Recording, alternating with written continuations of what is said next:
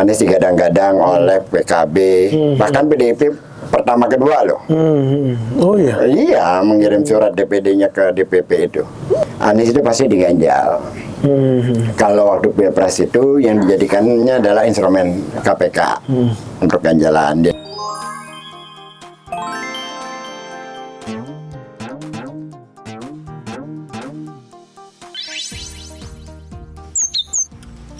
Oke, baiklah. Selamat siang penonton siasat. Kali ini kita berada di ruang siasat. Nah, namanya ruang siasat kita namakan, Bang. Oh, ruang siasat. Saling silang pendapat. Oh. Terima kasih Bang G. Salifah sudah datang di podcast kami. Mudah-mudahan ini satu kegiatan yang bawa manfaat ke depannya. Kita mau banyak ngobrol nih. Yang katanya kalau orang itu, Bang, di daerah-daerah udah bukan lagi ke tangan kanannya, malah ginjalnya katanya gitu. Nah, ini mungkin sejengkal ya dari Pak Anies yang belakangan ini ramai di publik.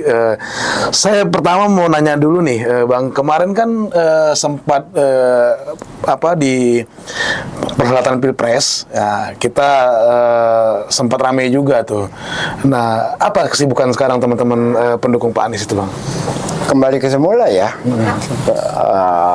Kalau seperti saya, karena saya memang latar belakang saya itu bisnis, ya balik aja properti. Artinya ya, ini kan bagian dari perjuangan aja. Siap. Ini kita kan, kalau saya teman-teman lain ya sebagian profesional. Profesional ya. Ya kayak Tom Lembong juga kan pebisnis juga, bahkan dia itu dulunya, nggak tahu sekarang, dulu itu yang pemilik CGV, Blitz ya. Blitz. Oke. Nah, baru balik lagi ke kesibukan masing-masing. Ini kembali mau disibukkan nih, Bang, di Jakarta ini. Ya. Udah siap belum? Kalau kita ya terbiasa di ruang publik dari dulu kan, ya selalu siap. Selalu siap ya. Itu kan udah hal yang biasa ya, buat kalangan yang waktu di kampusnya Iya. beraktivitas ini, jadi selalu siap aja. Gimana sih, Bang, pertama kali kenal sama Pak Anies? Bisa diceritakan nggak ke kita? Ini soalnya menarik, ini ramai sekali. Katanya kalau mau nanyain Anies, undangnya Bang Ges, katanya gitu. Makanya kita penasaran banget. Bisa diceritakan awal mulai seperti apa, Bang? Gitu. Saya kalau kenal nama udah lama ya. Kenal langsung itu mungkin sekitar 2006-an ya. Setelah dia pulang dari Amerika itu. Jadi waktu itu saya masih jadi ketua pemuda Al Irsyad. Kalau nggak salah saya masih ketua pemuda Al Irsyad. Terus saya ngobrol di acara diskusi di daerah Kemang. Lalu ya saya bilang ini orang keren ya. Terus saya pernah dengar nama almarhum Iksanul Lembah. Iksanul Lembah, tahu. Ya, dia dijuluki kan People Connection kan, karena dia membuat grup Kami Pro Network. Iya. Oh, itu udah lama banget itu. Nah, saya di dalam situ juga suka ngobrol. Kita bikin kopi darat namanya. Kalau dulu kan diskusinya sukanya di mailing list tuh. Mailing list. Ngobrol sama Ican. Istilah saya ya, anak Jakarta gitu. Chan, ini ada Arab keren nih, Chan. Siapa, guys? Anies Baswedan. Lu baru tahu kan? Ya udah, terus sering diskusi ya sampai hari ini. Jadi dengan Anies itu saya tertarik dengan pola pikirnya. Seperti waktu itu apa, masih Bang? sangat muda ya, matang. Gagasan-gagasannya dan banyak hal gitu, suka out of the box. Seringkali dia memberikan kegiatan, misalkan Indonesia Mengajar. Itu kan luar biasa banget. Jadi saya melihat Indonesia itu lebih dekat melalui video-video anak-anak yang dikirim ke pelosok-pelosok itu. Oke. Itu tahun berapa ya itu? Itu sekitar tahun 2010 atau 2011 gitu. Apa 2009, nggak lama dia jadi rektor. Rektor Paramadina ya? Rektor Paramadina, dia membuat gagasan itu. Iya. Jubirnya Pak Jokowi juga dulu, Bang. Iya, Iya kan, 2014 tuh. Jadi saya ikut dia pada saat konvensi Demokrat. Saya ikut bantu di masing-masing ya. Ada namanya grup turun tangan, apa itu. Dia bantu juga. Lalu ketika dia diminta jadi jubirnya Pak Jokowi oleh Pak JK, saya langsung katakan, mohon maaf, saya di sini aja. Loh, kenapa? Saya nggak percaya sama matanya. Oh gitu. Lalu Anies bilang ke Prabowo, ya enggak juga. Sambil lebih nggak suka lagi. Jadi saya itu Pilpres 2014-2019 sama sekali nggak ikutan. Oh, nggak masuk gelanggang nih, Nggak Bang? masuk, Oh, iya, jadi iya. nggak masuk. Saya ikut bantu Pak Amin Rais 2004. 2009 kita tahu Pak JK akan kalah, tapi tetap kita bantu Pak JK waktu lawan SBY. Tapi 2014, 2019 saya nggak ikutan. Buat saya dua-duanya nggak menarik. Iya. Kalau di pas Pak Anies kemarin waktu dia jadi gubernur kan abang juga sempat ramai juga tuh sampai ya kata orang sih ini Bang Alif Bang Ges ini menang banyak nih dapat komisaris Ancol kan, tapi terakhir pas mundur juga menarik juga pertama kali yang mundurin diri kan gitu kan. Menang Gimana banyak ceritanya? maksudnya apa komisaris Ancol? Komisaris BUMD itu Ya gimana tuh Bang? itu kalau secara salary kecil, nggak ada yang besar gitu loh. Dan bahkan kalau secara materi menjadi merugikan Oh gitu ya. ya karena lawan sabrak-abrak.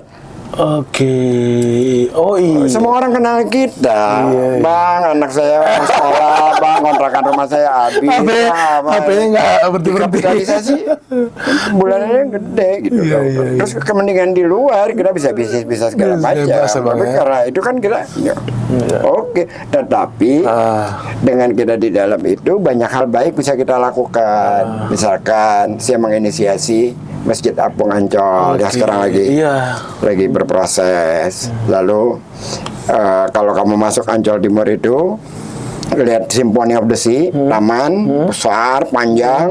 Jadi juga saya yang menginisiasikan bersama Pak Paul di rootnya.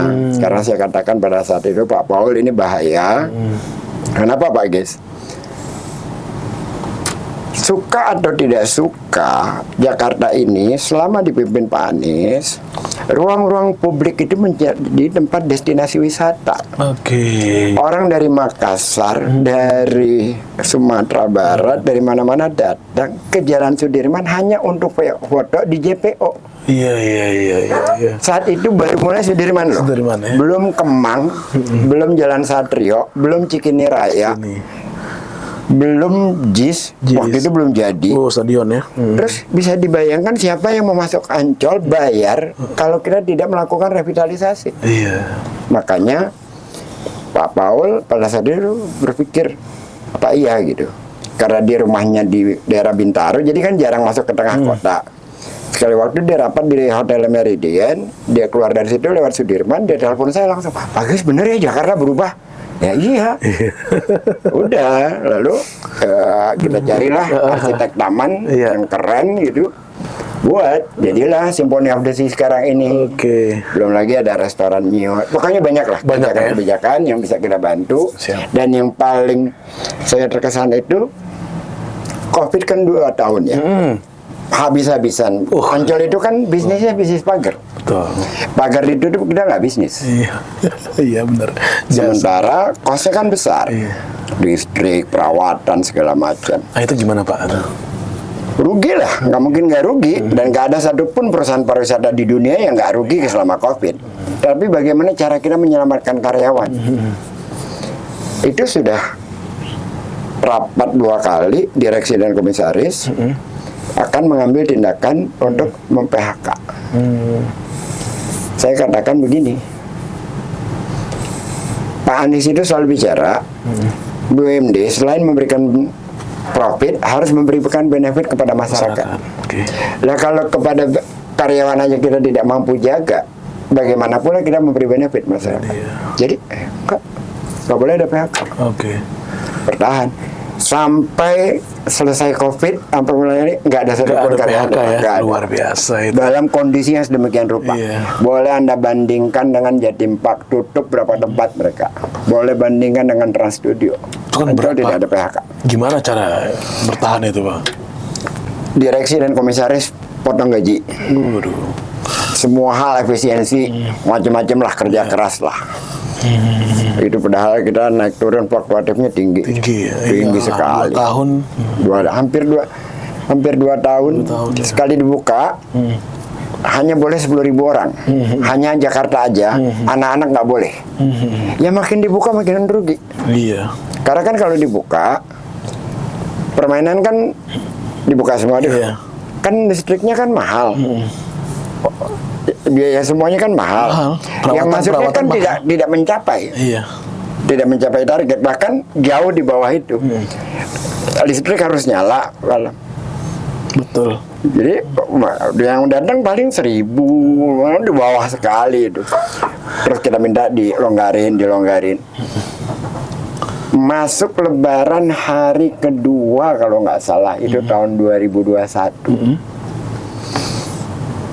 Orang kan memang gini ya. Orang-orang seperti Rudy Valinka, saya juga sebut aja itu kan jahat sekali itu. Dia menyerang saya pribadi nggak masalah. Nggak masalah, nggak problem gitu. Cuma karena pengen nyerang Anies, nyerang saya gitu. Ketika Lebaran hari kedua dan orang penuh masuk di Ancol, walaupun kita sudah buat denah khusus agar orang tidak berkerumun. Yeah. Lalu ada yang memfoto. Dia bikinlah secara close up seolah-olah terjadi kerumunan massa ya, kerumunan manusia ya. Lalu dibikinlah judul Gangga di Ancol. Hari yang sama Pemprov kirim surat, Ancol tutup. Iya. Padahal kita sedang menyelamatkan ratusan karyawan. Iya. Dia mau benci sama saya, oke. Dia mau benci sama Anies, oke. Tapi di sini ada yang lebih Tapi penting. ini ada yang lebih penting. Iya. Ada ratusan orang yang kita sedang mau selamatkan. Nah, buzzer-buzzer kayak gitu tuh yang otaknya dikit banget gitu. Oke, Pak, ini balik lagi ke Pak Anies nih. Sebenarnya Pak Anies itu ideologinya apa sih? Ini kan kemarin tuh menarik, PKS masuk, PKB masuk, belum lagi sebelumnya Gerindra, orang sampai bilang ini orang kutu loncat. Sebenarnya gimana sih kalau ngeliat ideologi Pak Anies itu, Pak? Ideologi kita mahasiswa kan dua. Demokratisasi, keadilan sosial. Pak Anies sama? Tidak pernah berubah. Waktu Anda jadi aktivis kampus, concernnya kan di situ kan. Iya. Makanya dia itu membuat kebijakan-kebijakan yang tidak mengurangi haknya para kelas menengah ke atas, tetapi juga tidak menggusur orang-orang di bawah. Istilahnya dia membesarkan yang kecil tanpa mengecilkan yang besar. Dia tidak populisme yang seperti kita kenal selama ini, sosialisme, tidak. Kalau Anda coba dengarkan testimoninya dia di depan para dirut-dirut Bank BUMD waktu acaranya Bank DKI, keadilan sosial melalui mekanisme pasar. Dia rinci itu bagaimana memperlakukan pasar yang ujungnya pada tahapan keadilan sosial. Itu teknokratik. Dia ngerti cara itu. Oke, artinya nih untuk di DKI nanti masih dibutuhkan ya Pak Anies ya? Sangat lah. Sangat ya? Sangat. Ini kan popularitasnya lagi tinggi, di survei juga paling tinggi, cuman partai nggak ada, belum ada, bukan nggak ada ya, belum ada yang... Partai udah ada 3 tadinya. Itu gimana Pak itu? Di operasi jahat. Oh, di operasi jahat. Di operasi jahat. Siapa yang operasi Pak? Ya kekuasaan lah, mana lagi. Kekuasaan, luar biasa. Bisa lebih spesifik? Bisa lebih spesifik siapa kekuasaan itu? Ini kan kalau operasi kan keras itu bahasanya kan. Itu. Ya enggak, saya nggak mungkin menyebutkan, karena kan operasi-operasi gitu kan kita tahu, tapi kan nggak mungkin ada buktinya kan, tapi kita tahu. Dan jauh-jauh hari saya sudah ingatkan, ketika di media TV, Anies digadang-gadang oleh PKB, bahkan PDIP pertama kedua loh. Oh iya? Iya, mengirim surat DPD-nya ke DPP itu. Baru PKS, baru Nasdem, yang agak resmi ya. Iya. Pertama kan PKB dulu kirim surat, terus PDIP juga kirim surat. Lalu yang serius itu tampaknya kan PKB, PKS ya? PKS, Nasdem. Nah, saya udah ngomong dari sebelum-sebelumnya, Anies itu pasti diganjal. Kalau waktu Pilpres itu yang dijadikannya adalah instrumen KPK untuk ganjalan. Dia dipanggil dengan kasus yang mengada-ada Formula E. PKS? Waktu Pilpres kan diganjalnya kan lewat Formula E. Oh iya, ramai itu sempat. Kan ramai dipanggil dan dia datang sendiri, pulang dia buat wawancara dengan media, dia kagak lari kayak Firly ngumpet di mobil itu enggak senorak itu gitu. Iya. Nah, dia datang, dia temui wartawan sebentar, terus dia naik ke atas. Pada saat selesai, dia buat wawancara. Artinya tidak terbukti ya? Memang tidak ada, cuman kan memang sengaja aja dibuat kayak gitu. Lalu karena kasus itu bergulir mau dipaksakan, akhirnya Nasdem mengambil langkah deklarasi Anies tanggal 3 Oktober. Yang sebenarnya Pak Anies tidak mau. Anies mau deklarasi soal Pilpres itu setelah dia berhenti benar-benar jadi gubernur. Setelah tanggal 16 Oktober. Tapi karena kondisi memaksa, Senin itu mau ditersangkakan, maka Nasdem mengambil alih. Nah, di pilkada yang sekarang tekanannya jauh lebih besar daripada Pilpres. Yang dihadapi oleh partai-partai itu. Ketiga partai itu. PKS beda ya. Tapi kalau PKB dengan Nasdem, PKS sendiri Bapak kalau bilang PKS itu lebih katanya ganti mahar Pilpres itu. Kalau Itu gimana itu? Kalau PKS itu lebih kepada pengen masuk kabinet aja. Pengen masuk kabinet. Kita hargai, semua kita hargai. Kita pahami. Tapi kan paling pertama Pak, itu kalau nggak salah koalisi aman katanya. Iya kan sambil mengunci. Iya. Walaupun itu pun nggak masalah, Nasdem juga terima. Nasdem terima, tapi karena setelah Nasdem deklarasi besoknya disatronin kalau orang Betawi bilang 2 hari berturut-turut. Jadi ya sudah. Resikonya terlalu tinggi. Nah, kemungkinan dengan kondisi saat ini udah ada yang buka komunikasi lagi ke Pak Anies untuk, karena ini kan 27 pendaftaran ya Pak. Pendaftaran 27. Kita nggak tahu ya. Kondisinya Anies akan tetap maju atau tidak, kita nggak tahu. Kita kan selalu berdasarkan optimisme dengan latar belakang yang kemarin-kemarin. Selalu saja ada jalan. Iya. Jadi kalau kamu lihat langkahnya Pak Anies itu, kesannya udah nggak ada harapan. Pilkada 2017 yang pertama membawa Anies itu PKB, PAN, P3. Betul. Masuk mereka ke Cikeas, bubar itu.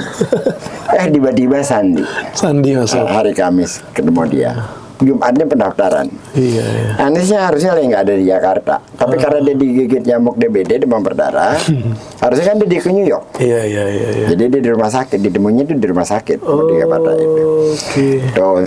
Lalu Pilpres seperti yang saya katakan tadi, cerita tentang KPK yang sudah sedemikian kencang. Tiba-tiba Bang Surya dengan keberaniannya menyelamatkan Anies dengan deklarasi itu. Ya kan? Di tengah jalan Demokrat mengunci, kalau tidak dideklarasikan tanggal sekian kami keluar. Udah deadlock, berhenti, udah nggak ada harapan dua partai ini. Gerindra kan sudah sama PKB sudah sama Pak Prabowo, Caimin. Ya udah bubar nih, dua partai ini kan nggak cukup suaranya. Waktu itu ya, Nasdem dengan PKS. Tiba-tiba Caimin masuk. Jarak waktunya cuma 3 jam kali. 3 jam masuk, akhirnya tetap berlayar. Itu di soal pencalonan. Waktu Formula E 100% akan batal karena seluruh BUMN dikunci. Bukan hanya BUMN yang dikunci, perusahaan-perusahaan swasta sudah makan siang bersama Anies, sudah menjanjikan ini akan jalan lah pokoknya ya. Miliar, kira-kira begitulah. Nggak sampai seminggu dia teleponin satu persatu, mundur semua. Tapi akhirnya kan jalan itu. Jalan, karena ada satu perusahaan yang mengatakan bahwa saya tidak melihat ini Anies. Saya melihat ini bagaimana, ini adalah Indonesia. Menyelamatkan nama bangsa di dunia. Perusahaan siapa Pak? Swasta? Swasta. Jadi di tengah kayak gitu, tiba-tiba ada aja jalannya. Bahkan termasuk pembuatan sirkuitnya. Itu pembuat mesin itu buat aspalnya itu kan gak ada yang mau terima pekerjaan kita, gak ada yang berani terima. Takut ya. Akhirnya dibuat pakai mesin pompa yang itu macet dulu. Waktu pekerjaan cuma 42 hari atau 52 hari. Makanya para kaum saya sebut namanya ya, Denny Siregar, Eko Kuntadi, Guntur Romli, kaum Norabin Udik itu ini nggak jadi macam-macam lah. Temannya Pipo tuh. Ini nggak akan jadi segala macam, gitu kan? Ternyata sukses besar. Berhasil ya. Berhasil. Jadi hal-hal kayak gini tuh terbiasa kita alami. Ada jalan lain. Selalu ada yang jalan, kita- ya. Selalu ada jalan. Yang menarik kemarin itu kan ramai pas pengumuman PDI Perjuangan kalau nggak salah itu kan dia baru mengumumkan calon kepala daerahnya. Nah itu ada ya yang demo di depan DPP kata Bu Mega bahwa ingin mencalonkan Anies sebagai Gubernur DKI.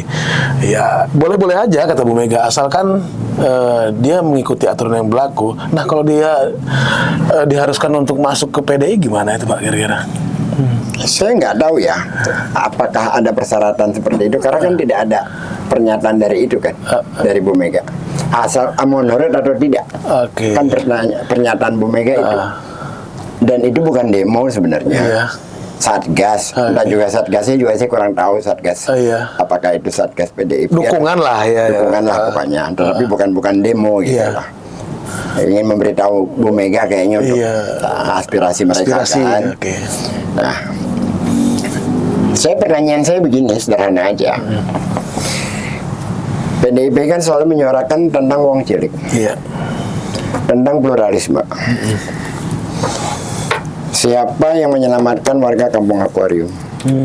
Siapa yang membangun gedung sebesar JIS, tapi warganya waktu di masa Anies ya, tidak mau digusur, tapi malah dibangunkan rumah susun, Kampung Bayam. Iya. Anies tidak main gusur aja. Oke. Lalu tentang pluralisme. Anda lahir di mana? Kalau saya lahir di Sumatera, Pak. Iya. Di Jakarta berapa tahun? Saya dari 2008 saya di Jakarta. 2008. Pernah nggak ada kegiatan keagamaan di luar Islam di ruang publik di Jakarta? Iya banyak. Di ruang publik? Oh di ruang publik belum. Betul. Nggak pernah ada. Belum ya. Di masa Anies, Christmas Carol 7 titik. Christmas Carol itu 7 titik, dan di titik utama Duku Atas, Cikini, depan Bundaran HI. Digelar itu ya? 3 tahun berturut-turut, Bos. 2019, 2020 COVID, 2019 itu kok waktu 2020 online karena COVID, 2021 juga, 2022 jalan, 4 tahun Christmas Carol itu. 2022 Anies masih gubernur apa enggak ya? 2002. 22 masih ya? Masih dong. Dia sampai 23 ya? Iya. Artinya Anda ingin mengatakan bahwa itu clear soal keberagaman ya? Ya, saya bicara fakta aja. Faktanya di Jakarta tuh nggak pernah, jangankan yang begitu-gituan. Dulu zaman saya kecil tuh ada, kalau kamu lewat Senen Raya, bioskop Rivoli, hari Minggu itu suka ada acara gitu, kebaktian, tapi di jalan. Dia nyanyi-nyanyi apa segala macam, marah masyarakat. Kan yang kayak gitu sensitif. Iya. Tapi waktu Anies clear ya? karena masalah. Iya. Kenapa? Ada kepercayaan di sana. Orang percaya ini bukan persoalan kristenisasi, ini bukan. Ini adalah menyambut dengan riang gembira acara menjelang Natal. Biasa-biasa aja. Dan di masa Anies adanya. Lalu Hari Raya Paskah di lapangan Banteng. Itu yang bicara itu Pak Pendeta Separ Supit. Oke. Artinya ini kan mindset di luar bahwa Anies ini kok terlalu kanan, bla bla segala macam, itu terbantahkan. Ya framing aja. Iya. Jadi kan politik adalah persepsi, maka persepsi yang dibangun Anies adalah kanan. Dari mana Anies dari kanan? Ditarik kepada persoalan 212. Oke, itu. Apa yang terjadi dengan persoalan 212? Siapa biang keroknya? Biang keroknya Ahok. Biang keroknya siapa? Biang keroknya Guntur Romli. Kamu buka data secara berurutan. Waktu itu ada masalah antara Ahok dengan FPI. Ahok menjadi gubernur, FPI nolak. Iya. Lalu saling bersambut lah itu di media sosial. Mereka, ini teman-teman Ahok itu, bagaimana supaya membuat Ahok itu mulus sampai kepada menjadi gubernur, membuat berbagai pernyataan. Salah satu pernyataannya, lebih baik kafir tapi tidak koruptor daripada muslim tapi koruptor. Itu kan silogisme gila itu. Lalu perempuan-perempuan berjilbab dikumpulin, kami muslim, kami dukung Ahok. Anies masih jadi menteri. Persoalan agama ke ruang publik seperti itu, itu Anies nggak ada urusannya tuh. Terus koruptornya di mana? Bukan, ini nggak ada kaitan dengan Anies. Iya. Ini maksudnya mereka ingin memberikan Framing ya? ruang kepada Ahok untuk melawan kelompok-kelompok yang tidak suka Ahok itu dengan kalimat-kalimat seperti Iya, itu. memframingnya yang negatif lah itu. Iya. Oke. Saya katakan pada saat itu, ini mengerikan sekali ya. Oke. Karena kan nggak semua orang nolak Ahok. Saya bukan penolak Ahok. Bahkan saya mendukung dia. Iya. Saya suka. Iya. Sebelum dia mengatakan seorang perempuan mau cairkan KJP-nya, meneriakinnya ibu maling. Oh. Itu saya marah di situ. Sebelumnya saya menjadi salah satu pembelanya. Itu belum ada persoalan Al-Maidah. Iya. Nah, tapi kan ini udah berlangsung lama nih. Nah, begitu masuk pendaftaran pilkada di September, Ahok terpeleset setelahnya. Tetapi persoalan yang percikan apinya kan udah panjang, udah lama dengan kalimat-kalimat Ahok yang selalu keluar dari konteks pekerjaannya dia. Belum lagi para pendukungnya kan. Ini kan yang di tengah sini udah marah nih. Tiba-tiba Ahok membuat pernyataan yang sangat luar biasa gitu. Ya seperti nyiram bensin di tengah api. Dalam konteks ini Anies di mana? Anies membuat surat, kan keluar tuh spanduk-spanduk, jangan disolatkan, jangan apa. Tanggal 17 April tahun 2016, buka aja. Surat terbuka Anies bahwa jangan ada yang melakukan itu, turunkan. Kalau ada yang tidak disolatkan, saya akan datang. Iya. Kan diminta, Anies nggak punya pernyataan, ada. Tapi itu memang tidak mau dibaca sama mereka. Oke. Itu satu. Yang kedua, sebelum ada itu ada ancaman. Kalau Ahok tidak menang, maka KJP akan dihilangkan. Oke. Buat janda-janda itu. Itu kan ancaman, dibalas lagi dengan ancaman lainnya. Jadi itu saling framing aja sebenarnya. Oke. Tapi secara faktual selama 5 tahun, ya, Anies di Jakarta, itu masalah-masalah gitu nggak ada.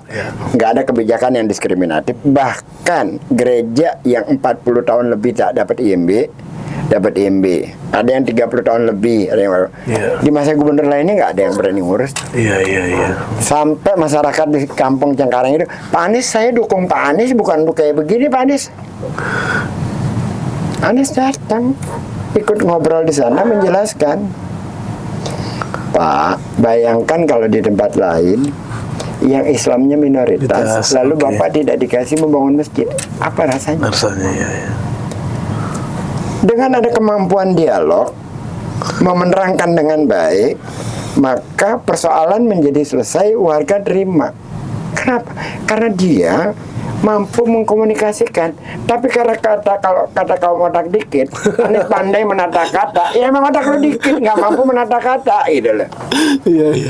Oke Pak, ini kan baru kemarin ramai soal keputusan MK. Lalu dikaitkanlah bahwa ini membawa angin segar bagi Pak Anies yang dalam tanda kutip di posisi lawan politik atau Kimpres saya sebut ya, itu udah solid mendukung RK Susono kan gitu. Nah, ya tsunami politik lah kan gitu.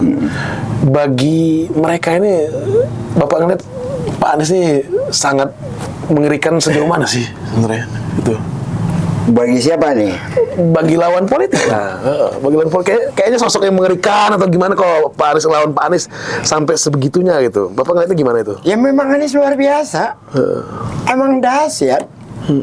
Negara mengeluarkan uang 460 triliun untuk mengalahkan Anies. 460 triliun. Iya, buat bansos kemarin kan Pilpres. Itu kan baru mengalahkan Anies.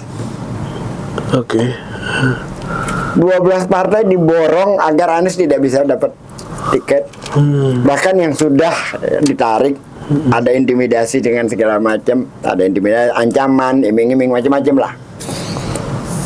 Memang luar biasa dia. Kan cuma Jakarta provinsinya, kan yang lain banyak provinsi yang bisa di ini. Kenapa harus Anies gitu loh? Ya karena Anies itu manis. Dia punya kekuatan yang gimana ya? Mungkin kamu bisa tanya ke teman-teman kamu yang mendukung Anies, udah terima duit apa enggak sih? Oke. Sebagian besar rata-rata keluar duit sendiri, bos. Bikin spanduk dari karung beras, dari apa? Karena apa? Karena dia membangun pesan positif, energi positif kepada masyarakat, hingga masyarakat ikut terlibat, berpartisipasi. Jadi kepentingan mereka apa untuk mengalahkan Anies? Kalau kita tarik yang paling mudah sebagai contoh, ketika Anies menjadi gubernur DKI, reklamasi 13 pulau itu kan stop beneran. Jadi hal-hal yang di luar prosedur, hal-hal yang menyalahgunakan wewenang sebagai pejabat untuk kepentingan kelompok atau apa, nggak akan dapat ruang oleh Anies. Artinya di balik ini banyak kepentingan dari mulai ya pengusaha sampai ya pokoknya tingkat-tingkat tinggi lah ya Pak ya. Pernah lihat wawancara di Mata Najwa? Oke. Pak Luhut, siapa dia? Mau apa dia? Lagi bicara soal reklamasi. Lalu di rekamannya kan diputar oleh Nana kan, apa Najwa Shihab itu. Lalu Anies ditanya, bagaimana Pak Anies? Anies dengan senyum, ya saya akan tetap melaksanakan peraturan yang ada. Itu nyali, bos. Iya. Bahaya ya kalau reklamasi terjadi tuh ya. Ya kan banyak ahli-ahli lingkungan yang sudah mengatakan Anies kan nggak ngambil kebijakan berdasarkan kebencian. Iya. Sekarang gini, selain reklamasi ya, Iya. waktu COVID, orang pada vaksin, kok nggak mau vaksin tuh? Tapi Pak Anies vaksin. Iya, Itu. Anies vaksin, yang lain-lain vaksin. Saya belum mau vaksin. Yang ngomong Jokowi, Kalau yang ngomong Jokowi kenapa? Kan dia presiden, Pak. kan nggak ada ininya, nggak ada argumentasi logisnya. Cuman serba ayo vaksin. Tapi begitu Anies bicara di depan kantor balai kota bahwa dengan yang setelah divaksin yang terpapar pandemi menurun sekian persen, yang mengalami mortality setelah divaksin menurun sekian persen. Dan kalau dia bicara seperti ahli epidemiologi yang bicara, karena dia meminta masukan mereka. Oke. Oh, saya percaya, baru saya mau vaksin. Artinya berdasarkan dengan ilmiah yang Karena ada ilmiahnya gitu. Kalau sebelumnya dia mengatakan bahwa mengirim surat ke imigrasi, berapa turis lokal yang siapa yang pulang yang masuk Jakarta, turis dari Cina yang masuk Jakarta mana, tracing, agar itu bisa cepat kita telusuri. Karena Jakarta ini epicentrum, dari sini baru mereka pulang ke daerah masing-masing. Nggak dikasih loh. Itu awal-awal COVID. Kan yang mengumumkan pertama COVID dia. Yang apa istilahnya tuh, PP apa gitu adalah bahwa terpapar apa ada singkatannya gitu. Lalu yang buat pertama kali juga website paling banyak dikunjungi corona.id. Jakarta yang memulai.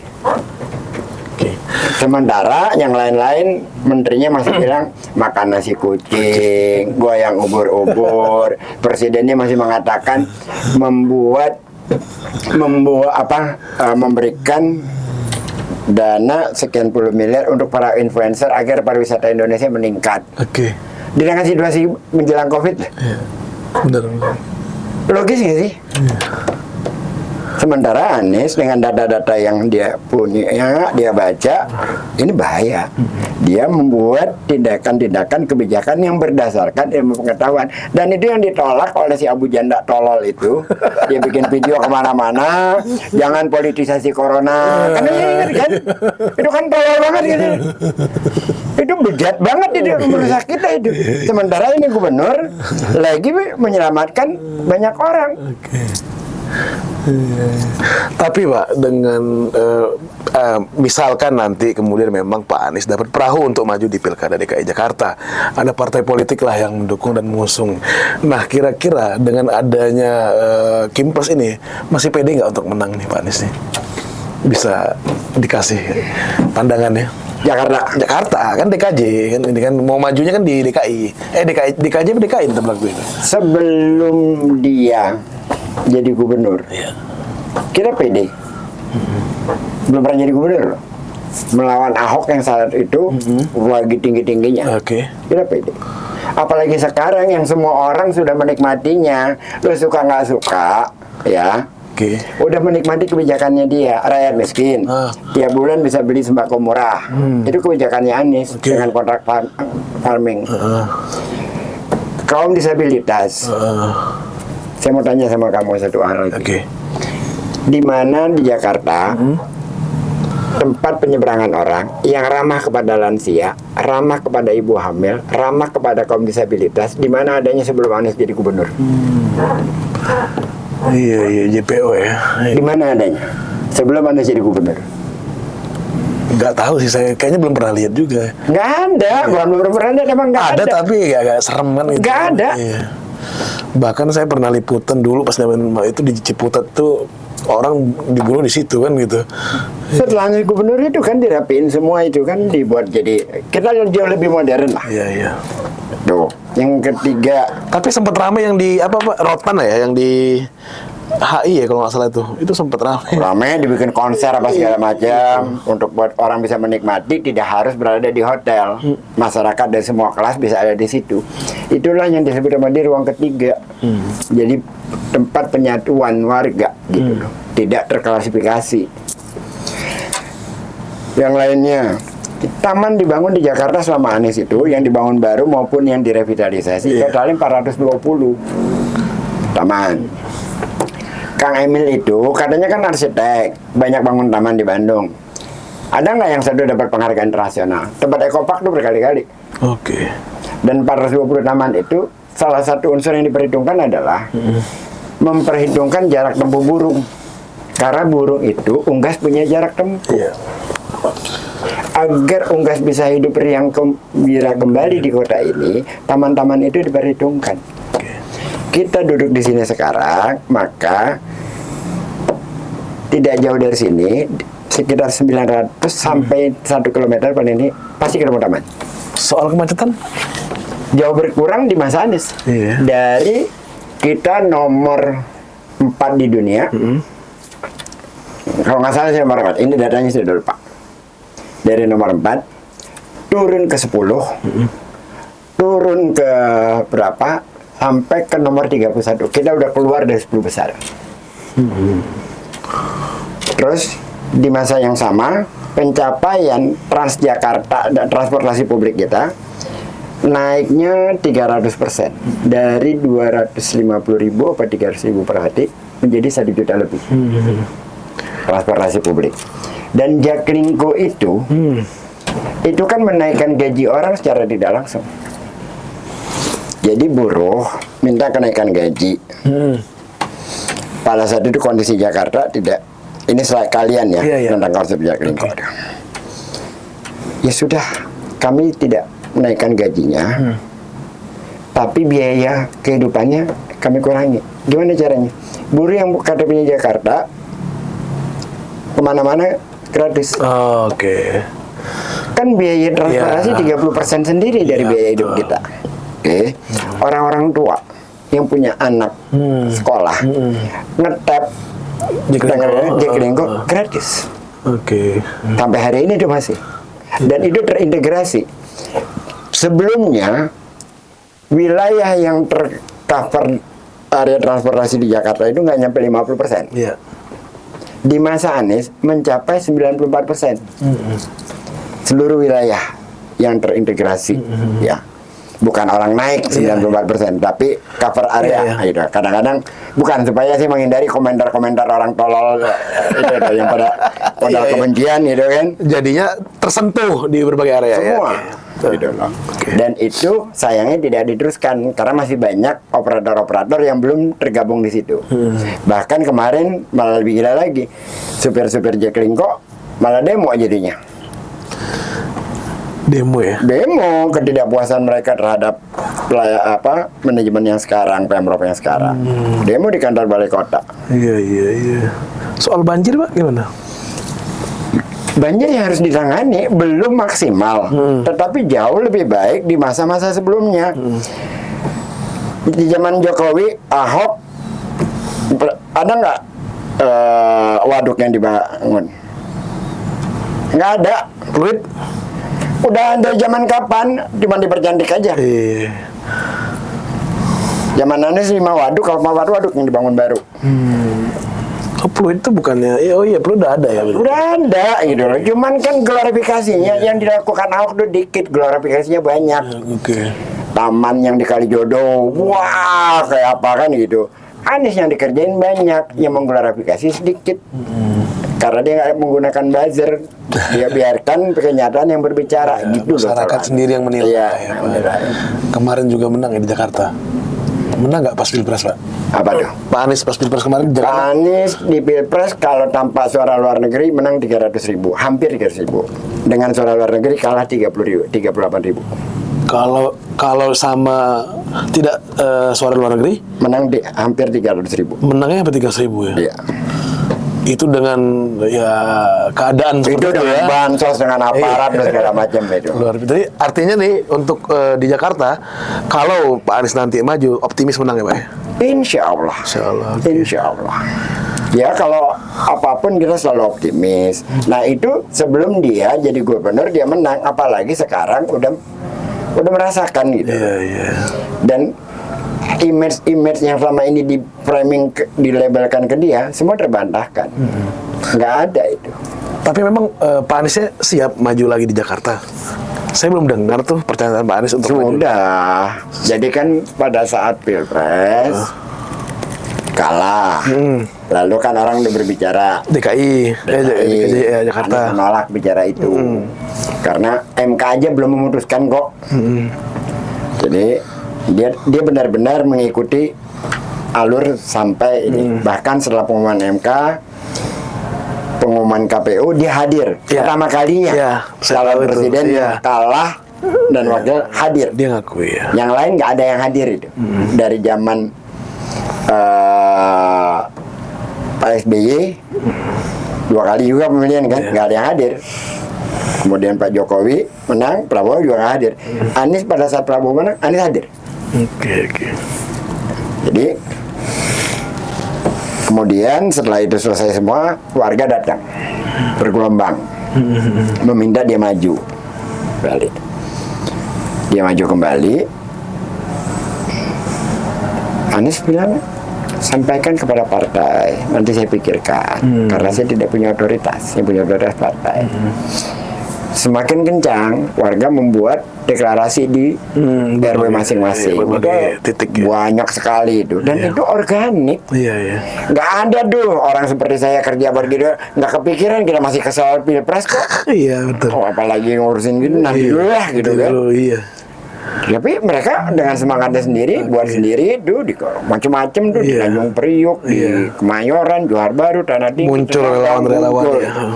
Nah ini dipotret oleh PKB yang pertama.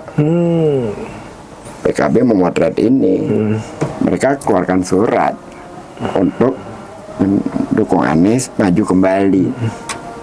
Dan itu dikonfirmasi oleh DPP-nya. Demikian juga PDIP memotret juga itu, mengirim surat juga, tetapi tidak dideklarasikan. Tapi mereka meminta agar Anies dicalonkan. Iya. Lalu kemudian PKS lebih, pertama DPW-nya juga, kemudian DPP-nya Lebih maju sebenarnya Lebih. PKS. lebih maju, tapi juga sambil mengunci ya. Wagubnya harus dia. Karena merasa mungkin suara agak lumayan banyak di Jakarta ya. Gitu. Iya, tetapi kan fleksibilitas kan Iya. jadi repot. akhirnya kan. Walaupun Nasdem tidak ada masalah. Kira-kira kalau misalnya Pak Anies menang diterima lagi nggak tuh kayak teman-teman PKS, PKB? Oh, Anies itu keren loh. Ketika jubir-jubir PKS itu bicara di media TV, membuat nada miring, Anies tidak mampu menarik partai lain, melewati batas waktu. Kita semua nggak boleh dikasih bicara. Jangan saling sekera pendapat di ruang publik. Ya sambil gondok gue diem aja. Ya iya, ya. Diundang TV enggak, makasih. Itu semua teman-teman kita nggak ada yang bicara. Nggak ada yang saling sekera gitu enggak. Jadi Anies meminta PKB teman kita, Nasdem teman kita, PKS teman kita. Kita tetap hormati, jangan membuat saling menambah tengkarut. Dia keren soal-soal kayak gitu. Kalau sama Pak Prabowo? Menurut saya sih dengan kehadirannya dia pada saat perhitungan bukan pelantikan ya, pengumuman penetapan itu. Seharusnya itu Pak Prabowo mengapresiasi karena itu sebuah tindakan yang luar biasa dari seorang yang dikalahkan. Kalau menurut saya, tapi saya nggak tahu bagaimana sikap Pak Prabowo. Oke. Menarik sebenarnya. Ini kalau kita bahas tuh nggak selesai deh soal Jakarta ini luar biasa. Nah, mudah-mudahan lah nanti kita lihat ke depannya bagaimana situasi politik juga, Pak. Tapi udah ada Pak yang bagian dari tim Pak Anies sendiri yang coba untuk koordinasi juga di ke partai-partai yang masih bisa diperjuangkan. Kita komunikasi jalan terus ya? Bahkan dengan teman-teman yang sudah balik badan tetap komunikasi. Jadi dengan Nasdem, dengan PKB tetap komunikasi. Ya, kan kemarin juga Pak Wakil Ketua DPR Pak Dasko juga sudah mengatakan bahwa mengikuti putusan MK. Nah, ini kan sebenarnya angin segar sekali bagi Pak Anies dan kawan-kawan yang timnya Pak Anies nih. Saya koreksi ya, bukan angin segar sekali bagi Pak Anies dan kawan-kawan. Bagi kita semua, se-Indonesia. Iya. Itu kan yang mereka lakukan itu pembusukan demokrasi. Oh iya, kalau untuk di berbagai daerah. Jadi pasti. jangan kita persempit seolah-olah ini hanya konteks khusus Jakarta. Enggak, ini merusak semua. Anda tahu berapa kota kosong potensinya? Banyak, Pak. 94. Iya. Dan yang lawan kota kosong itu sebagian besarnya yang punya kekayaan sumber daya alam. Luar biasa berarti ya. Kalau itu terjadi, betapa mengerikannya itu. Itu satu. Yang kedua, kalau apa yang mereka lakukan di Jakarta ini dengan menarik 12 partai itu berhasil, kita anggap itu sebagai laboratorium, menjadi presiden. Apakah ini bukan hal yang memungkinkan mereka ulang lagi di masa Pilpres? Oke. Dengan cara yang sama. Luar biasa itu. Oke, ini waktu juga sudah lumayan lama. Ya, ini luar biasa sama Bang Ges ini. Nggak kerasa juga ngobrolin sama Pak Anies, nggak habis-habis ya. Pasti nanti kita akan undang lagi Bang kalaupun nanti akan dicalonkan, kita menuju itu nanti saya undang lagi untuk ngobrol. Terima kasih banyak. Biar kita juga sebarkan ke teman-teman di DKI Jakarta bahwa bagaimana sih sebenarnya proses dan kalau kita bilang sampai dia nanti dicalonkan, itu artinya ya Tuhan memberikan jalan yang baik untuk Pak Anies itu. Terakhir mungkin Bang, statementnya untuk warga Jakarta dan pendukung yang di luar sana seperti apa? Tuh, kamera. Saya mengikuti apa yang dikatakan oleh Anies aja, dibaca aja tuh di IG-nya. Kalimat yang siapa saya lupa dikutip sama Bung Hatta itu, ada satu negeri bernama Indonesia, dia tumbuh dengan baktiku, kira-kira gitulah. Jadi ya kita bersama-sama jaga republik ini daripada bandit-bandit yang di atas sana. Terima kasih. Luar biasa. Oke, itulah tadi saya diskusi sama Bang Ges di Ruang Siasat, Silang Saling Pendapat. Terima kasih para penonton Siasat. Sampai ketemu lagi di program selanjutnya. Terima kasih.